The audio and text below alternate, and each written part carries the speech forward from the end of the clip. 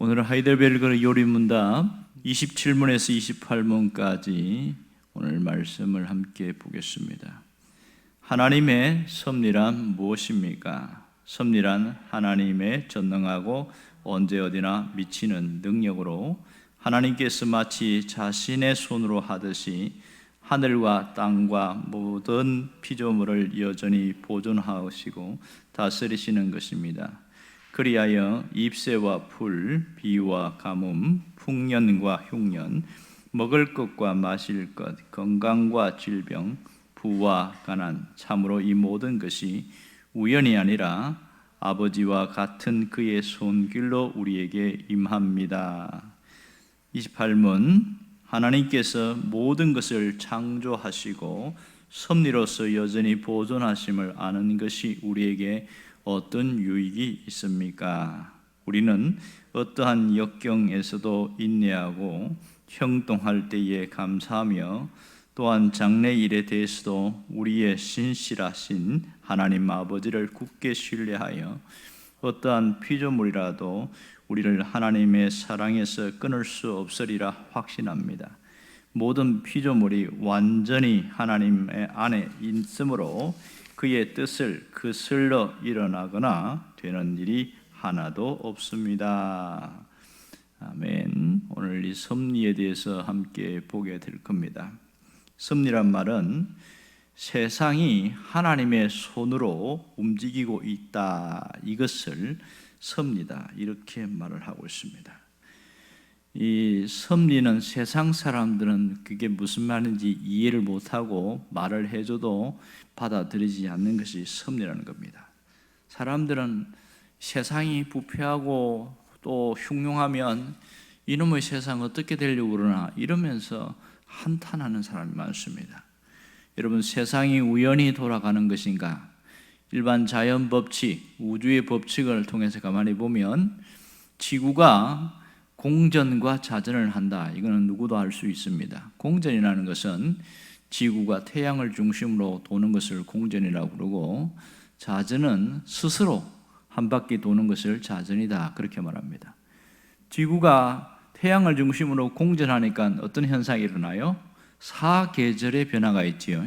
봄, 여름, 가을, 겨울은 공전 때문에 나타나는 현상이고, 또 하루 24시간 해가 떴다가 해가 지는 것은 자전 때문에 그렇습니다. 1년이 돌아가는 모든 계절을 보면 4년마다 한 번씩 윤달이라는 게 있잖아요.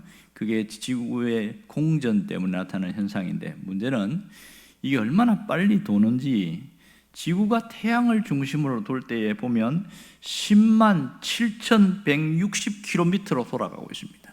어마어마한 속도지요. 그리고 지구가 스스로 자전할 때만 해도 1669km로 돌고 있어요. 우리가 차를 타고 고속도로에서 시속 120km로 달리면 와, 빠르다 이럽니다. 그런데 시속 160km 달리면요, 휘청휘청해요. 그렇게 오래 달리면 사람이 정신을 못 차립니다. 그러니까 시속 120km 도는 것이 약 13배가 지구가 이렇게 빠르게 돌아가고 있는데 사람들이 못 느끼고 있어요. 사람이 그걸 느끼면 어지럼증이 생겨서 도저히 못 견딥니다. 지구가 그렇게 빠르게 돌아가도 와, 지구가 돌아서 내가 정신이 없다, 이런 사람 한 명도 없어요. 그럼 어떻게 해서 도냐? 저절로 돌아간다, 이렇게 말합니다. 저절로. 이게 저절로 우연히 돌아가는 거지 누가 돌리는 사람이 어디 있냐, 이러면서 이야기를 해요. 참 황심하지요, 보면. 그러면 우연이라는 게 이런 거예요. 자동차 부품이 한 수만 개, 수천 개가 되는데 이 부품을 하늘에다가 공중에다가 확 집어 던져가지고 탁 기다렸더니 어느 날 자동차가 딱 나타나는 거예요. 이게 이제 우연히 말하는 그들의 논리인데 황당한 얘기입니다.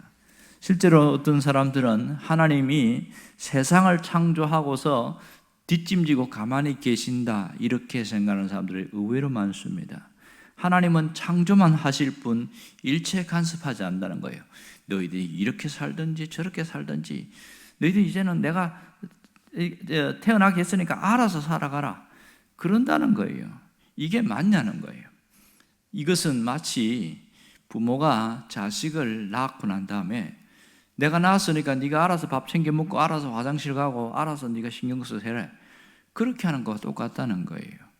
자, 아이가 알아서 스스로 밥을 먹을 수 있는 단계까지는 어머니가 철저하게 신경 쓰고 챙기지 않으면 이 아이는 살 수가 없어요. 이것이 사람들이 생각하는 의문점이고요. 또 하나는 하나님은 악의 창조자인가 이런 것을 묻습니다.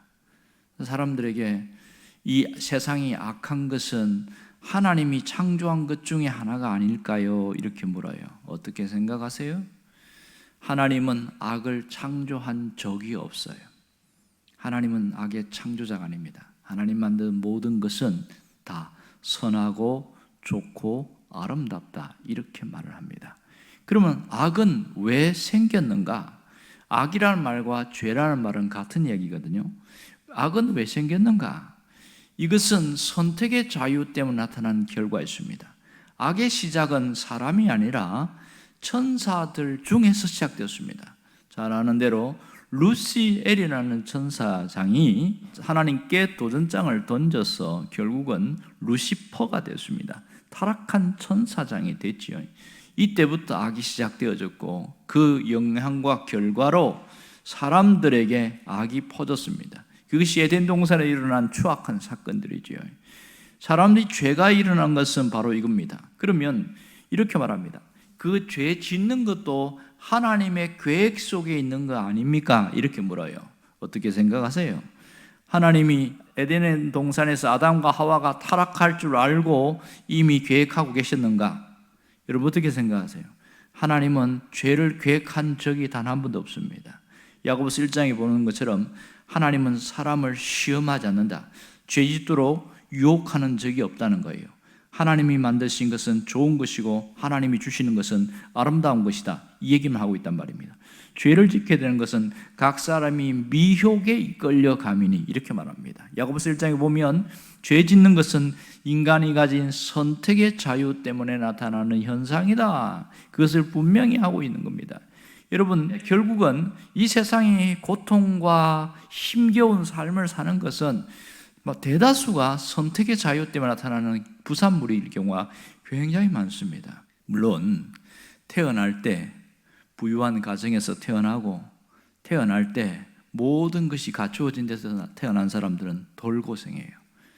그런 것들은 부모의 혜택을 누리는 자가 있죠. 이것을 세상에서는 금수저다 그렇게 말을 합니다.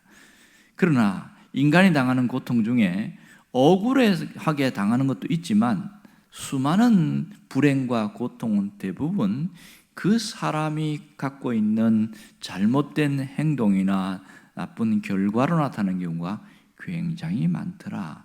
근데 그것을 이미 견지하고 가면 좋겠습니다. 자, 오늘 여기서 섭리가 무엇인가 조금 더 어려운 표현을 한번 써봅시다. 섭리라는 것은 하나님께서 움직인다는 것인데 오늘 마태복음 6장에 보면 이렇게 예수님이 말씀하십니다. 공중에 날아가는 새를 봐라. 그들이 먹을 것을 고민하면서 또 있는 적 있냐? 그 새들이 모든 먹는 것 하나님이 먹이신다 이런 얘기했어요. 그리고 들에 있는 백합화를 봐라. 그들이 스스로 노력해서 꽃이 피고 하는 적이 있냐? 이것도 하나님이 입히기 때문에 가능한 일이다. 여기서 알 수 있는 게 뭐예요? 하나님의 섭리하심이 있다는 것을 분명히 알 수가 있습니다. 하나님은 섭리하신다. 이것은 우리가 잊지 말아야 될 겁니다. 자, 섭리가 무엇입니까? 이 섭리는 만물을 통치하고 보존하는 하나님의 손길을 말하고 있습니다. 지금도 하나님이 온 세상을 통치하고 계시잖아요. 천지의 질서와 운행 모든 만물을 다스리고 계신다는 게 놀라운 특징입니다. 하나님은 창조만 하고 가만히 계신 분이 결단코 아니라는 거죠. 네, 여러분 빈칸에 적으신 것 같이 한번 읽어봅니다. 섭리란 하나님의 전능하고 언제 어디서나 능력으로 하늘과 땅과 모든 피조물을 여전히 보존하시고 다스리시는 것입니다.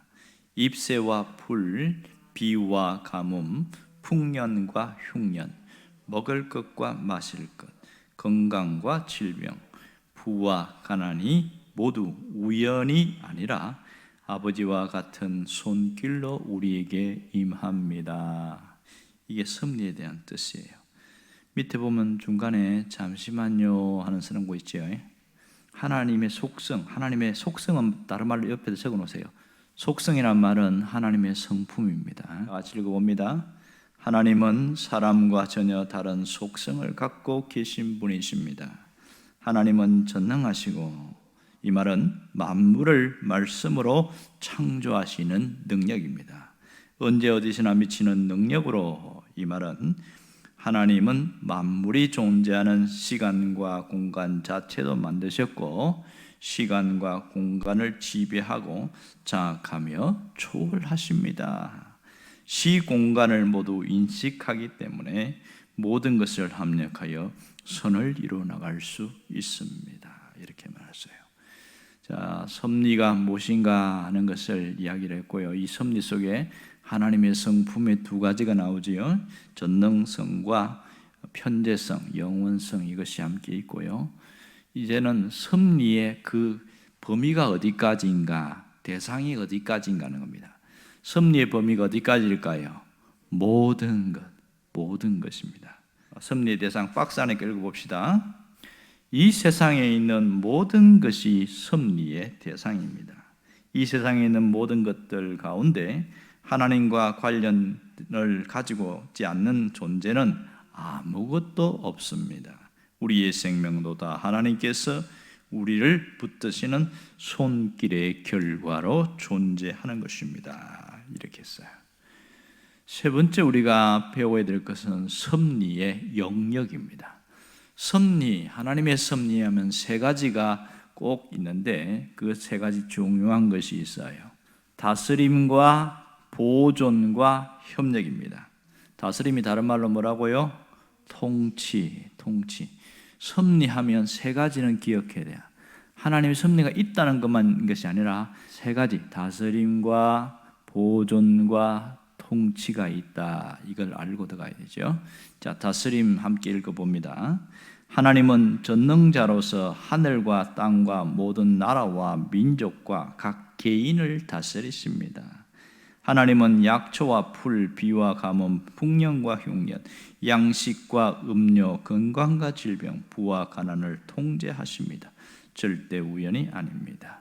하나님은 죄의 시작과 과정과 결과도 통치하십니다. 죄를 억제하고 심판을 통해 경고하시며 종결지으신 하나님은 때로는 죄를 허용하시어 악을 처벌하시기도 합니다. 여기 보면 죄를 허용하시어 이렇게 나오잖아요. 여기에 죄를 허용하시어, 이 말은 옆에다 써놓으세요. 허용적 섭리. 섭리에는 일반 섭리와 비상 섭리가 있다. 일반 섭리 안에 뭐가 있냐면 허용적 섭리가 있습니다. 일반 섭리는 뭐냐면 모든 사람들에게 햇빛과 공기와 물을 주시는 거예요.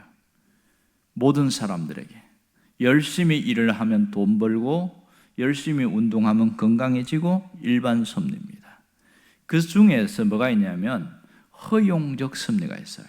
악을 허용하시고 죄를 짓지만은 죄 짓는 것에 대해서 선택의 자유를 주어서 허용하시는 것, 이것이 허용적 섭리입니다. 창세기 3장에 나타난 아담과 하와의 범죄는 허용적 섭리입니다. 우리가 불행해지는 길로 갈 수도 있고 행복한 길로 갈 수 있어요. 이것을 허용적 섭리라고 그래요. 하나님이 왜 우리의 불행한 길을 가는 거 왜 안 막으십니까? 그것은 허용적 섭리 때문에 그렇습니다.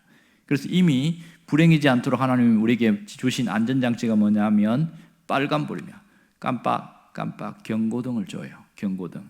사람을 통해서 그럽니다. 야무개야, 너 그렇게 하면 안 된다. 그 일을 하면 큰일 난다. 이렇게 이야기해요. 그렇지만은 길을 닫아버리죠. 자기 하고 싶으면. 그럴 때는 나중에는 경고등이 꺼져버립니다. 그렇게 해서 불행이 되는 경우가 많아요. 이게 허용적 섭리라는 거죠.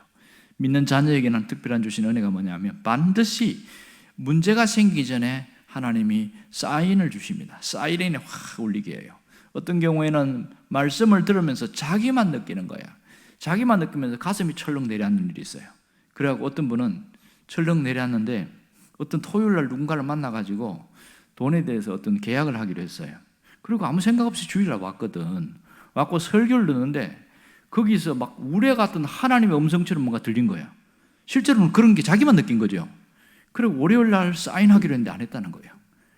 그렇게 해가지고 나중에 알고 봤더니 사기꾼하고 만나가지고 큰 코 다칠 뻔했어요. 그런 일이 있어요. 사인을 줄 때 정신 바짝 차리면 그 불행은 안 당하게 되죠. 만일 그 사인하면 어떻게 될까요? 그거 갚느라고 죽을 고생하는 거예요. 죽을 고생. 이런 것이 얼마나 많은지 몰라요. 자, 비상섭리는 뭐냐? 특별한 하나님의 역사, 구원을 위한 하나님의 기적, 이게 비상섭리입니다. 비상섭리가 가장 뚜렷하게 나타난 것이 출애굽기 14장에 나오는 홍해 사건입니다. 비상섭리입니다. 그리고 예수님이 십자가에서 돌아가신 다음에 부활하신 사건, 비상섭리입니다. 이런 구원과 관련된 부분에는 비상섭리가 반드시 작용합니다. 선교에 오제에 가 있는 분들 중에서 비상섭리가 작용하는 경우 굉장히 많습니다.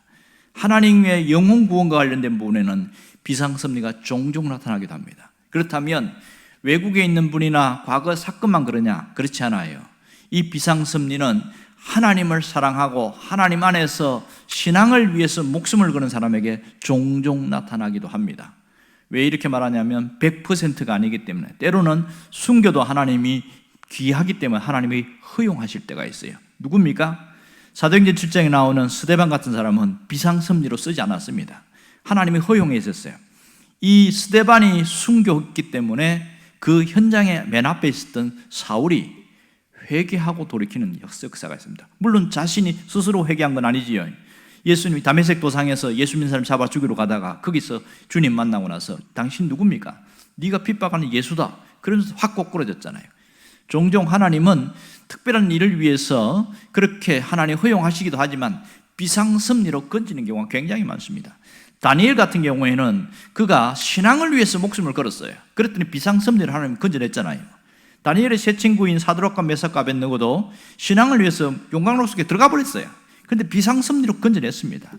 신앙을 위해서 사는 사람들에게 하나님은 우리에게도 비상섭리로 역사하십니다. 그러면 우리가 할 수 있는 것은 하나님의 비상섭리가 우리 삶에 나타나도록 자꾸 나를 초점을 맞춰 나가는 것, 그것이 놀라운 일이겠지요. 오늘 이 섭리에 대해서, 섭리의 대상은 모든 것이고 섭리의 영역은 어디라고요? 다스림, 보존, 협력, 세 가지입니다. 오늘 지금 다스림 했습니다. 맨 밑에 보존 보세요.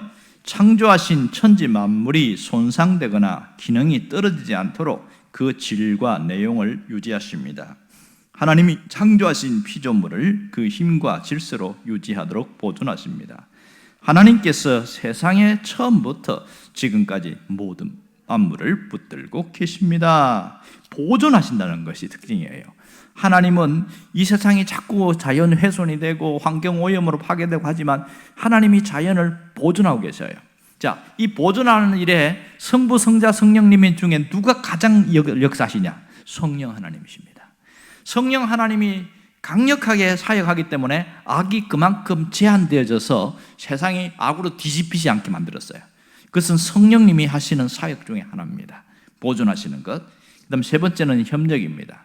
많은 사람들이 자기의 뜻과 지혜와 능력에 따라 자유롭게 살아갑니다. 그래도 하나님은 그 자유로운 인간의 모든 행위를 하나님의 뜻을 이루어가는 데 사용하십니다. 섭리하시는 하나님은 사람과 사탄이 자유롭게 일하는 것까지 모두 사용하셔서 즉 협력하여 하나님의 뜻을 이루어 가십니다.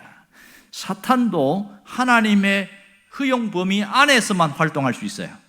사탄이 하나님이 허락하신 한 범위 밖으로는 절대로 못 나갑니다. 자, 여기서 중요한 것은 뭐냐면 하나님의 섭리를 믿으라.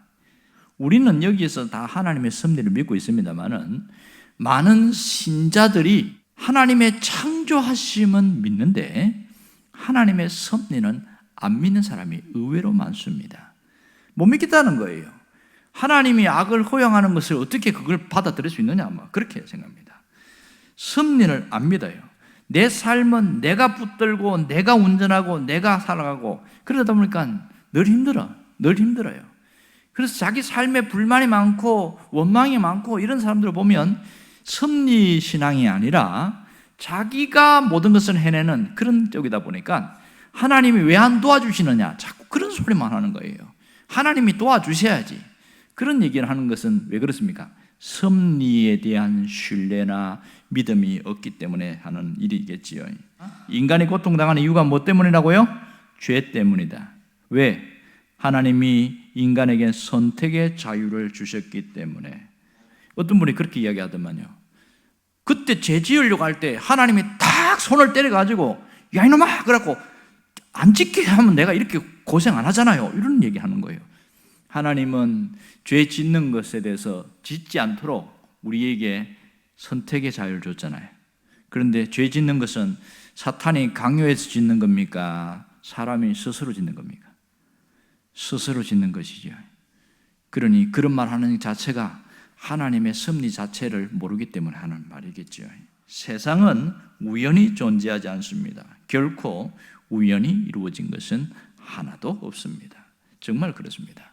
하나님의 섭리를 믿는 사람들은 조심해야 할 단어가 뭐냐면 우연이라는 말과 재수라는 말입니다. 우연, 결코 우연은 없어요. 우리가 설교를 들으면서 우연이 없다고 하는 거 알아요. 섭리로. 그렇지만 말은 우연이 된 것처럼 말아요. 그게 뭔지 아세요? 재수가 좋아서 운이 좋아서 그럽니다. 그래서 어떤 사람이 성공을 했어요. 돈을 많이 벌었어요. 그랬더니 옆에 뭐라 하냐면 당신은 재물운을 타고나서 그렇지요. 이렇게 이야기하는 거예요. 재물운을 타고나서 아파트 당첨되는 사람이 있습니까? 로얄층에 아파트 당첨됐어요. 그랬더니 당신은 재물운을 타고나서 그렇대. 이게 세상 사람들이 하는 말인데 교회를 다니는 사람들 중에 그것도 오래 믿었다고 하는 사람들 중에 그런 말을 종종 쓰는 사람이 있습니다.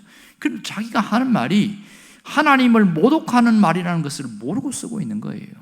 이게 우연이 됐다든지 운이 좋아서 재수가 있어서 재물운을 타고났다. 이게 다 하나님 모독하는 말이거든요. 결코 이런 얘기 하면 안 됩니다. 그런 말을 써서는 안 되는 거거든요. 자, 그 다음 세 번째 보세요. 하나님의 섭리를 믿지 못하게 하는 존재가 있어요. 누구지요? 사탄입니다. 오늘 이 사탄의 속임수를 경계하라 이렇게 말합니다. 사탄의 속임수 어떻게 속일까요? 하나님을 네가 열심히 믿어봐야 별 수 없다. 그런다고 내 인생이 펴질 줄 아냐? 너는 어차피 흙수저니까 죽을 때까지 그렇게 고생하다 살 거다. 이렇게 얘기를 하는 거예요. 이게 사탄의 속임수입니다. 사탄은 우리를 이간질시킬 때에 합리적인 사고로 우리에게 파고들기 시작합니다. 합리적인 사고가 뭐예요? 생각해보니까 맞거든. 그렇게 파고드는데 그 속에 고도의 사탄의 술수가 있다는 것을 눈치 못 채는 겁니다. 그래서 아이고 내 팔자야 내 팔자야. 예수 믿으면서 팔자 타령하는 사람 되게 많아요. 이 말 자체가 뭐예요? 하나님을 모독하는 말이거든요. 왜 그렇습니까? 입술이 거듭나지 못해서 그래요. 영혼은 거듭났는데 입술이 거듭나지 못한 거예요. 이런 일들이 굉장히 많습니다.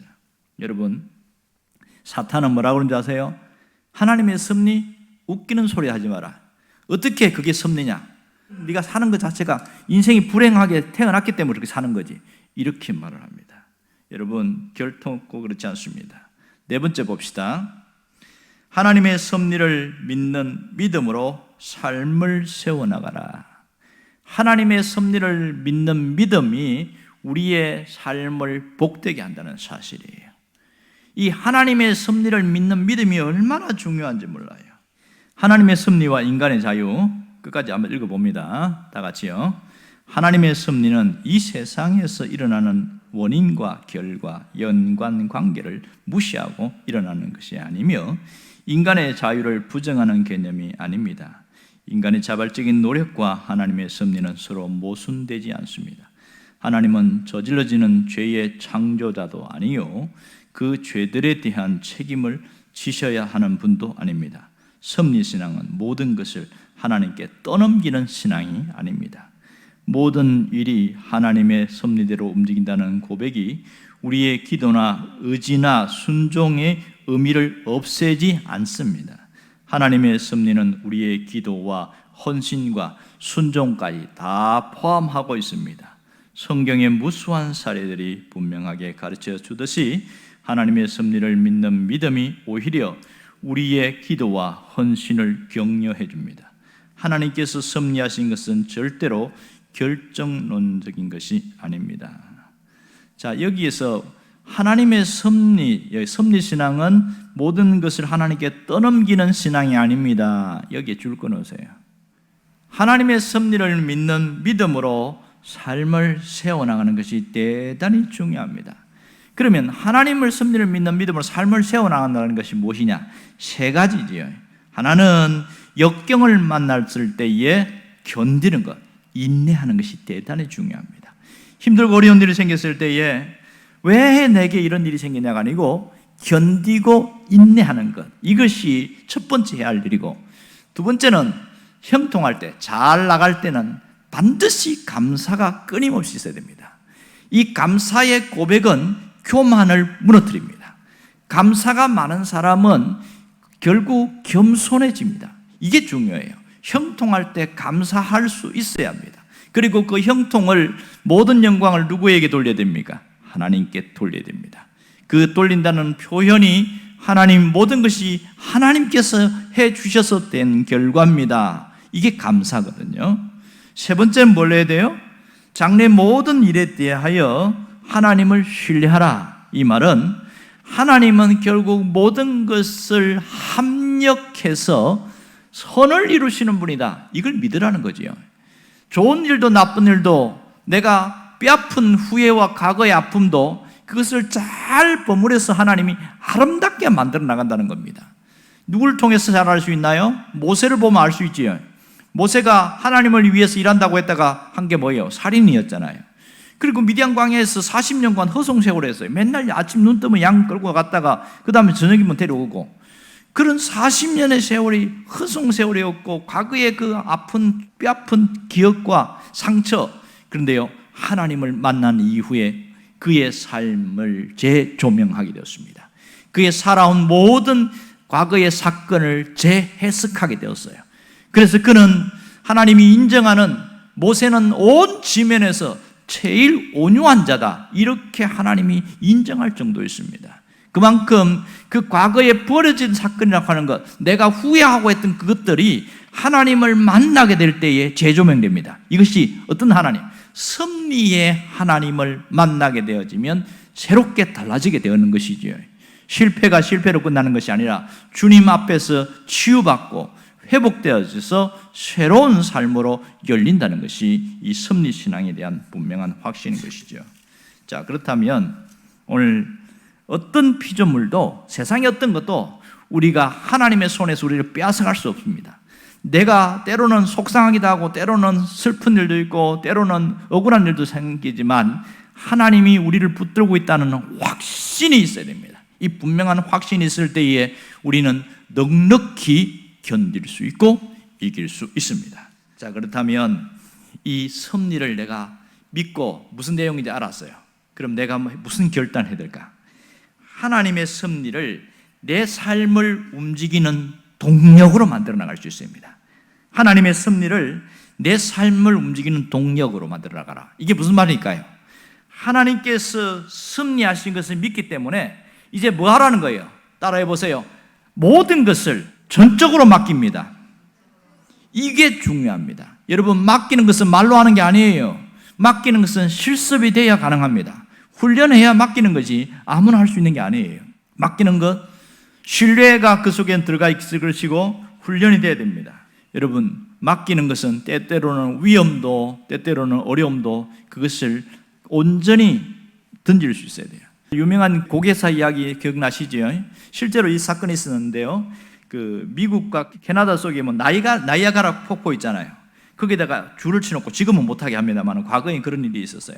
이 고개사가 이만한 그 장대 하나 들고 거기를 왔다가 갔다가 왔다 갔다 하는 거예요. 사람들이 이쪽 저쪽에서 막 환호와 박수치고 그럽니다. 근데 한 번은 고개사가 뭐라고 그러냐면, 여러분, 제가 저기를 다시 건너갈 수 있을 걸 확신합니까? 하니까 예, 그랬어요. 그러면 저하고 함께 가도 안 떨어지고 갈 수 있을 걸 확신합니까? 그랬더니 예 했어요. 그랬더니 누가 한번 올라와 보세요. 그랬더니 아무도 안 올라와. 죽을까 겁나서 아무도 안 올라와. 그런데 6살짜리 꼬맹이가 손을 번쩍 드는 거예요. 제가 가볼게요. 누군지 아세요? 그 아들이야. 아버지에 대한 신뢰가 있었어요. 그런데 이 아버지가 그 아들을 목에다 딱 태우고 딱 장대 들고 가는데 건너가는 거예요. 이게 맡기는 거거든요. 맡기는 것은 정말 중요합니다. 그래서 우리가 오늘 이런 기도를 하면 좋겠습니다. 하나님, 내 삶을 아버지의 손에 부탁하나이다.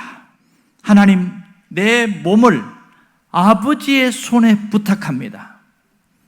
내 인생을 아버지의 손에 부탁합니다. 이 고백이 있으면 좋겠습니다. 예수님 마지막 십자가에 돌아가실 때에 무슨 기도했어요?